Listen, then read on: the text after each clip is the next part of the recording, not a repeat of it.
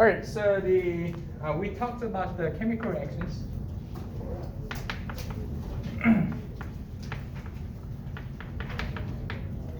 In aqueous solutions. So we talked about what this aqueous means, the solution means, and solute and solvent, everything. But there might be some type of a reaction you may find in the aqueous solution here. When you try to mix these two different chemical solutions together, you may see some formation of the new product and so on. So this is kind of what we did briefly on Monday. So let's try to do some. Let's try to look at some chemical reaction over here. So whenever this is also one we did briefly on here, the Monday lecture. So if you have this is a calcium chloride over here. You have a sodium phosphate. Okay. And in this case, once again, the calcium is group 2. So what I mean by that is on your second column in your periodic table. So we call them group 2 elements over here.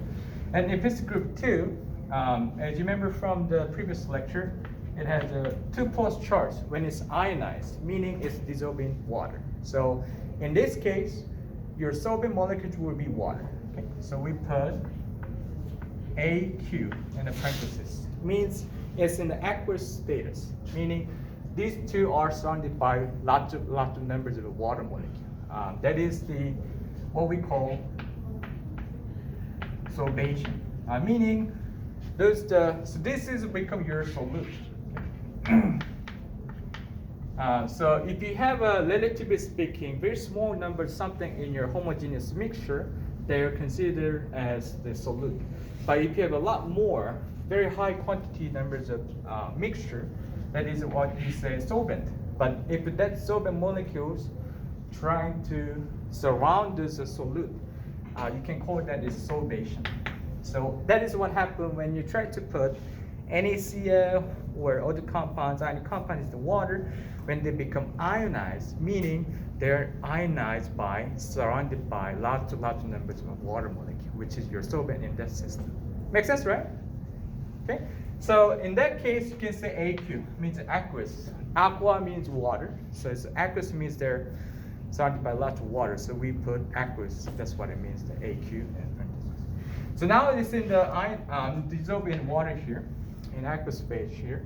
But this calcium is 2+ over here. So you have a 2+ over here, but the chlorine here is in second last column in your periodic table, which means it's group 7. So if it's group 7, one column away from the last column, which is your noble gas, that will be having -1 charge when it's ionized. So we're going to talk about this in more detail in the later chapters or next month. But the last column is the most stable form on that same period of elements. So if they want to go into that form, they need to get electron. But it's only one column away, so that's why group 7 element need to have one more electron to be more stabilized.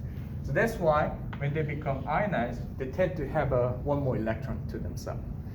So they will get -1, which is a charge of the electron. But this goes the other way. They need to lose the 2 electron to be stabilized. So that's why it's become 2 positive when it's located in the left side of your periodic table.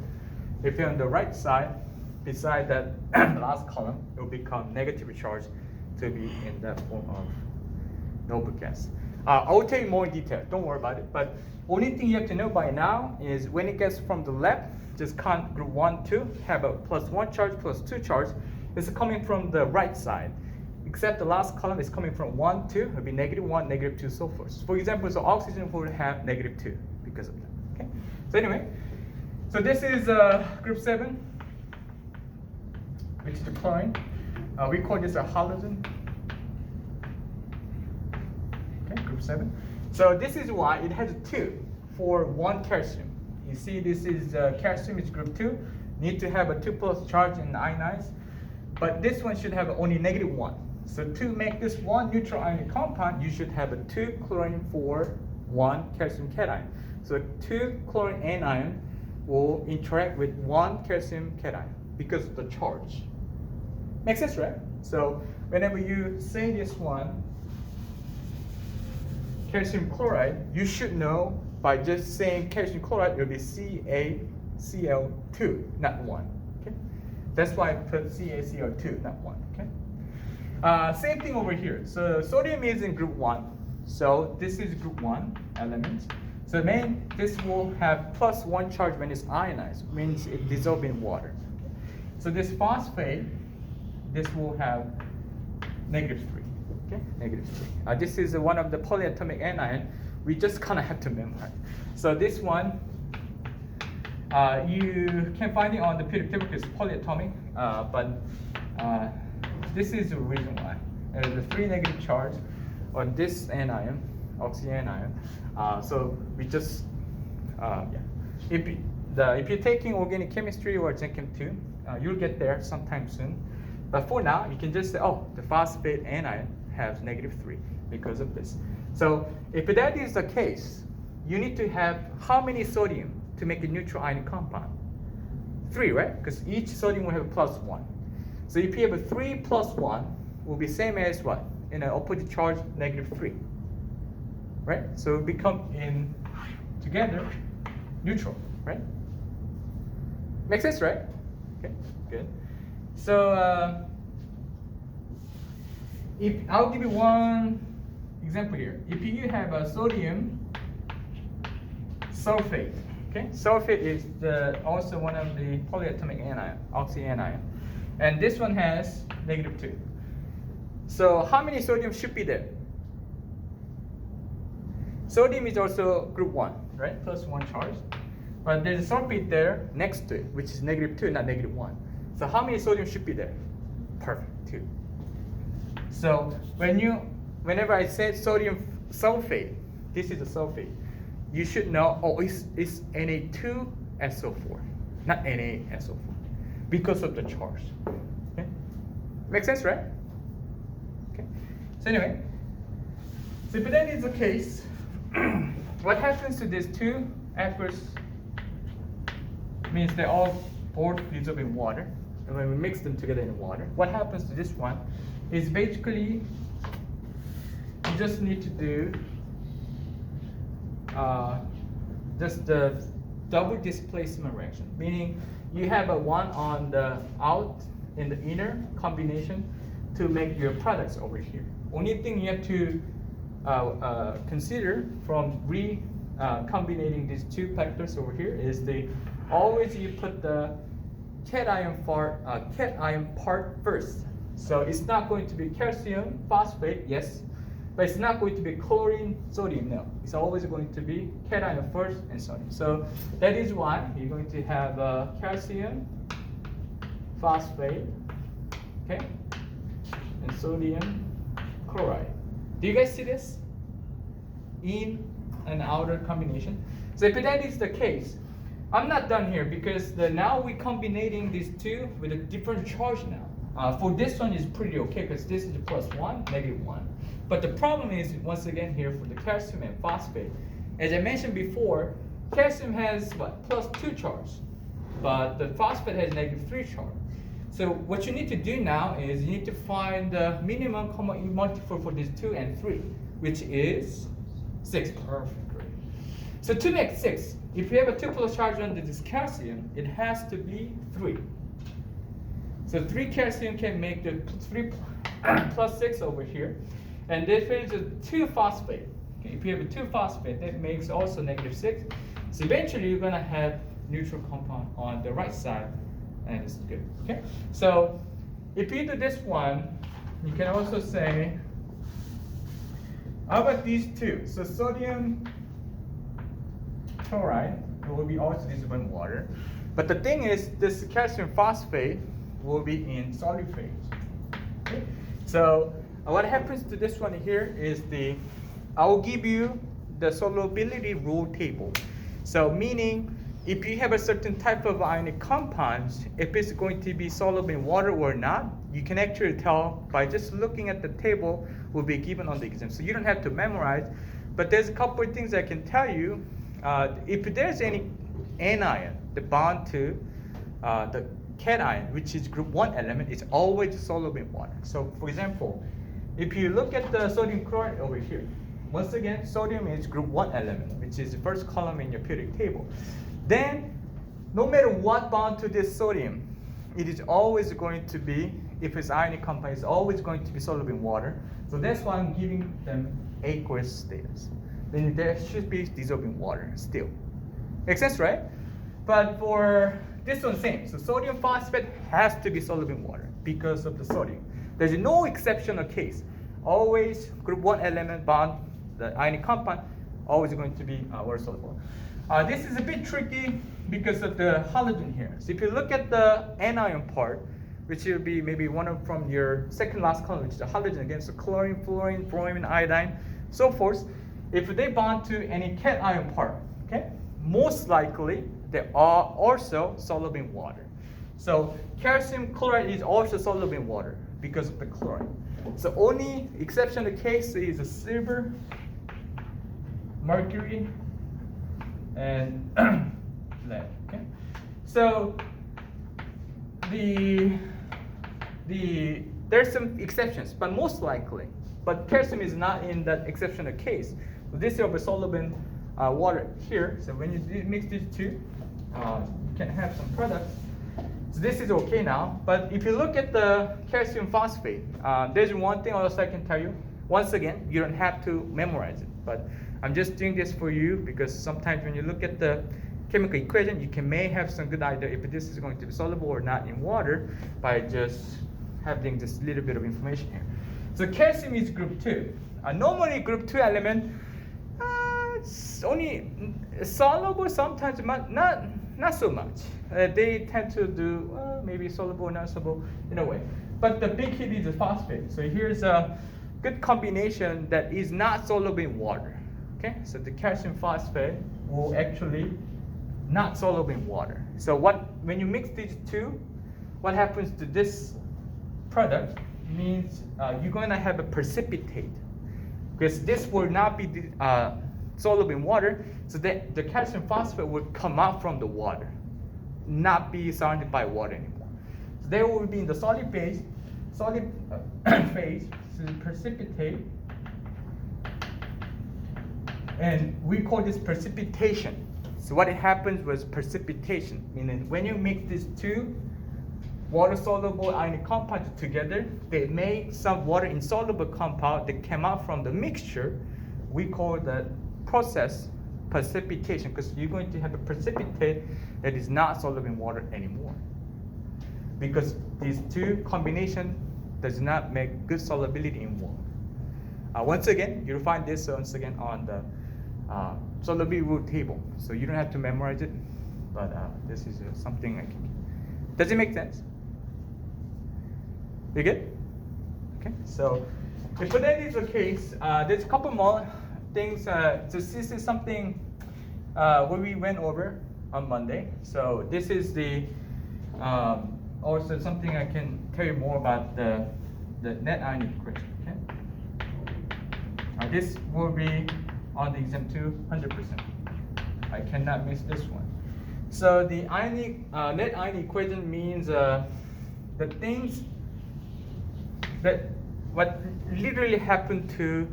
So this is for what actually happened in the mixture. Okay. What do you mean? So you guys thinking about what do you mean? We already said here what happened. What do you mean net ionic equation that tells what actually happened? It doesn't make any sense, right? So here's the thing, what they're really saying is this one. I put the aqueous status for these two and this one, okay? So let me rewrite this one real quick, okay? Oh, I need to balance this one first. So whenever you have this one, do you see the calcium? There are 3 in one calcium phosphate, right? So this one has to be minimum 3. Okay, so each calcium chloride has only 1 calcium in it. So to make only one product on the other side, you should have at least 3 on the left side. Okay, 3 calcium, even though there's just 1, which is minimum number you can use for integer here. So it'll be 1, 3, right? So that also makes sodium phosphate has to be at least minimum 2. Because you have to have a 2 phosphate over here, which is in 2 phosphate in 1 calcium phosphate. Okay, so we'll do 3 and 2 over here. That makes 3 times 2, 6 chlorines on here.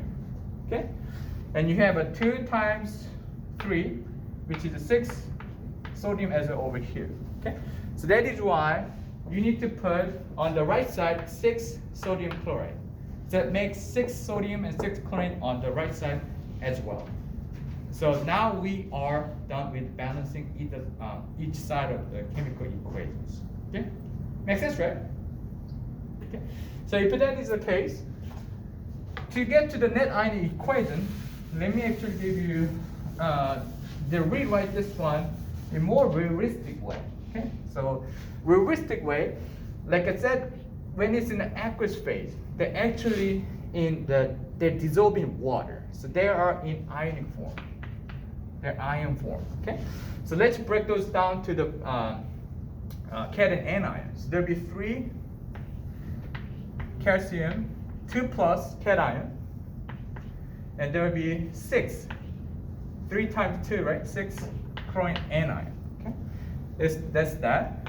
And then you have a 6 sodium cation, and you have 2 phosphate anion. Okay, I don't have a space here. Okay, so if that goes there, what happens to this one is this one will have a 1 calcium phosphate, okay, plus 6 sodium cation and 6 chlorine anion here. So here's the thing.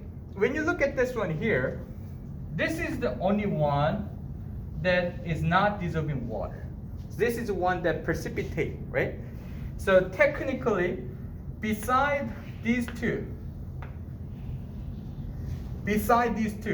there are on the left and the right side stay the same. See this one? There are here 6 chlorine, 6 sodium, 6 sodium, 6 chlorine over here. They didn't do anything. Okay? So I write here in this equation here, but technically what happened was just these two are making this. That's what happened actually. Those one didn't do anything. Makes sense, right? Okay? So in that case, you're going to have these two are doing nothing. We call them spectator ions. Literally what it says. Spectator means they're just watching, but don't do anything. Okay? So technically speaking, we can just remove those spectator ions because they didn't do anything in this part. What it actually happened was this. Okay?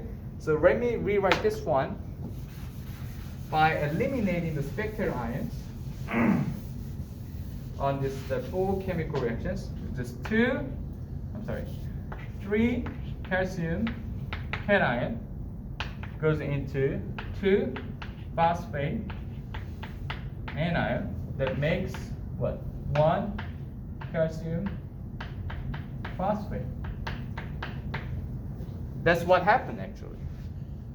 Right? So this is the one that we say net ionic equations. That's it. Okay? So whenever you try to get this net ion equation from your chemical reactions, you can just break them all into the ionic form, like I did before right here, and just find out, oh, those are 2 ions are the same on the both sides, which means they didn't do anything in this chemical reaction. So we just call them spectator ions, so just eliminating them from there. And just collect the one actually did the reaction, which is those are calcium phosphate there. So that's what we call net ion equation by simply eliminating those the spectral ions. Okay. Makes sense, right? Okay.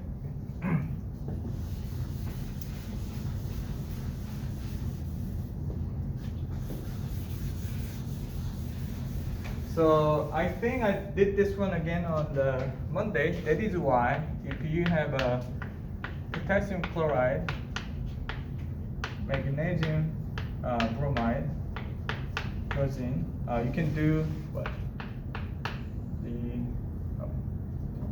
K plus. So you can do inner, outer, right? Okay. So if you do this one here, make sure you guys have a 2 over here, and there'll be 2. So you have 2 potassium, 2 chlorine, 2 chlorine, 2 potassium, 2 bromine, 2 bromine, 1 magnesium, 1 magnesium. Okay. So it's done with the balancing, right? So in this case, like I said before, those potassium are group 1 element. So these are what? Soluble in water. Okay. Okay. And this one here, the bromine is also a halogen. So unless you have a silver, mercury, lead over here, which is not, which is magnesium, this is also soluble, right? There's not in the exceptional case. They all dissolve in water as well. So in this case, you do not have a net ion equation because they don't do anything. You can write the equation out of it, but simply they mean the same thing on left and right side. Because when you break those two in the ionic form, they're same anyway. So whenever you have this type of equations, meaning there's no reaction happening, nothing happens. Okay. So you can actually get to find the net ion equation whenever you see the clear signs of what? Precipitations. Okay. So this is the reason why you need to have a solubility rule table. And whenever you do double displacement, inner and outer combination, and whenever you have a new forms of the product side, and see, you can check those compound if it's soluble or insoluble in water by just looking at the solubility rule table, which also can be done by just, I told you today, like group 1 always soluble, group 7 few exceptions, but only 3 exceptions, but they are soluble in water and something. But I'll tell you more later on this type of problems. Okay. Makes sense, right? Do you have any questions or anything? Okay. All right. So I know this is a kind of a, yeah. So let's do more. I have magnesium nitrate. Okay. Plus sodium hydroxide. Okay. And can you guys write the products and then also balance them too if you need to? Okay. So just go ahead. I'll give you about 2 minutes or 3 minutes, and we'll do this together. Don't worry about it. Okay.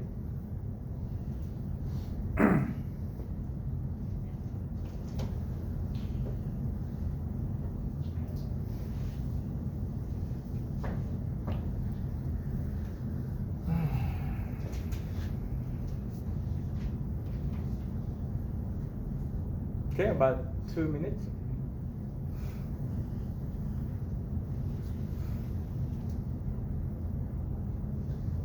Okay, try to find the double displacement. Try to get the inner and outer combination on the product side, and try to balance them now, and see if there will be some. Yeah, I think you can just do balance and make some products, and I will do from there.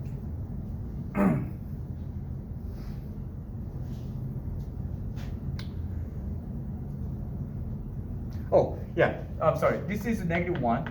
This is something you just have to memorize. I'll tell you why, but you don't have to know if you're not taking organic chemistry, but this is because of this. Okay, but anyway, just -1. Once again, this is +2, right? For sure, it's group 2. group 1. And this is a hydroxide anion, it's negative 1. Sorry, I should told you, but yeah.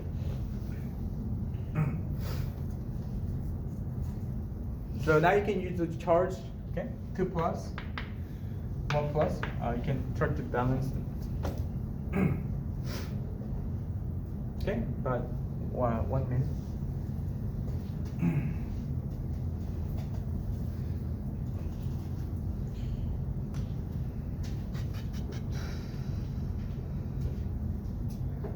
Yeah, we'll do a little more. Don't worry about it.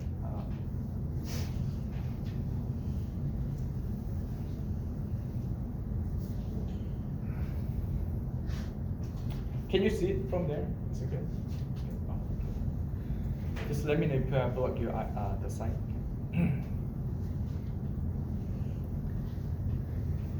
All right, so here you go. So whenever you do this, just try to do this one, right? Inner and outer. Okay, so we're gonna have magnesium hydroxide. Okay, and then you're going to have what? Sodium nitrate. Okay, sodium nitrate. And just simply. Oh, yeah, I need to do this. Okay, so this is okay. +1, -1, happy 1, 1. Okay, the problem is once again there's a magnesium here. So magnesium is a 2 plus, but hydroxide is once again -1. So you need to have 2. Okay, because there's a +2 plus -1 times 2 is -2, so making neutral, right? So this is magnesium hydroxide and sodium nitrate over here. Then there will be 1 over here. Okay, so you can have a 2 nitrate if there's a 2. So let me see. I think it's right? So it'll be 1 magnesium here, 1 magnesium here, 2 hydroxide anion. There'll be 2 hydroxide anion, and there'll be 2 nitrogen nitrate, the 2 nitrate, 2 sodium, 2 sodium. Okay, so it's done, right? Am I right? Yeah. So it'll be 1, 2, 1, 2. Okay. So whenever you're done, I'll tell you what. So this is also. Nitrate is also okay. So nitrate is also very water-soluble anion. So this is aqueous, okay, and this is because of the sodium is aqueous. Okay. Once again, you don't have to remember this one. I'm just telling you for your the helping to get a guide to the answer. But the table will be good. This one, once again, because the sodium will be soluble or uninsoluble. Soluble, right? Perfect. Soluble. Because sodium, right? Group 1. This one, once again, here. Magnesium is group 2. So, like I said, group 2, yeah, maybe not. But the big shot is here. So hydroxide anion is usually not soluble. Usually not. They actually soluble when it bond to group 1, which is no exceptional case. This is more powerful, but there's some other case, but hydroxide anion, not really. So these two makes pretty good combination of what? Water insoluble compound. So they become precipitate. So in this case, if I need to ask you to get what happened to this reaction, what is our net ion equation, will be just like here.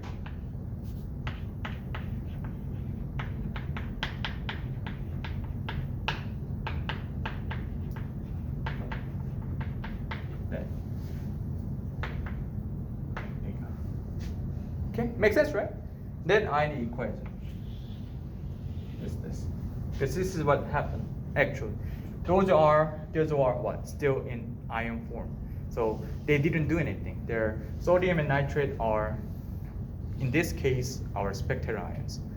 So in here, we just need magnesium hydroxide making precipitate. That's our net ion equations. Okay. Makes sense, right? Okay. So let's do one more.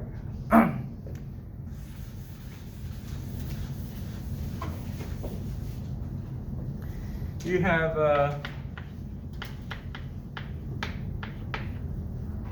this one.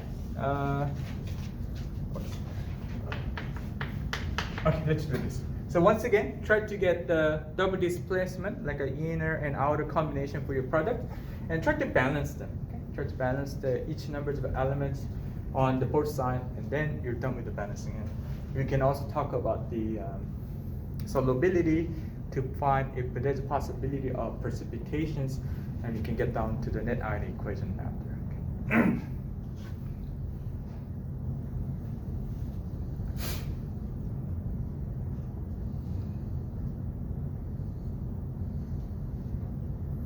Okay, so once again, right, it's -1.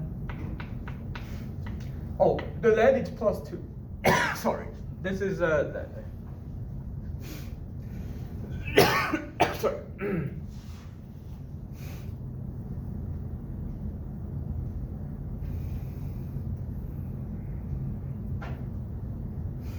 And this is a +1 and -1. Okay, and try to balance that. Even though I don't tell you, do you know it's a 2 plus by looking at there's 2 nitrate, right? So it's -2 makes it plus. Yeah. Okay, so I'm sorry we don't have time. We need to save it for the extra credit. So let's do this one here. So you get the inner and outer over here, right? So that makes lead chloride, there'll be 2 because it's -1 plus 2 plus sodium, I'm sorry, potassium nitrate, which is the +1, -1, right? So it's done, it's good. But the thing is you need to balance, so it'll be 2, yeah. I think, yeah. So it'll be 2 potassium, 2 chlorine, 2 potassium, 2 chlorine, 1 lead, and 2 nitrate, yeah. You get it, right? So in here, do you guys remember this? Because of the potassium, which is group 1, this is a soluble, right? This is not, even though halogen is really good water soluble anion, there's an exception. One of them was what? This one, right? So this will be precipitate. So what happened to this one really, which is our net ion equation, will be this one.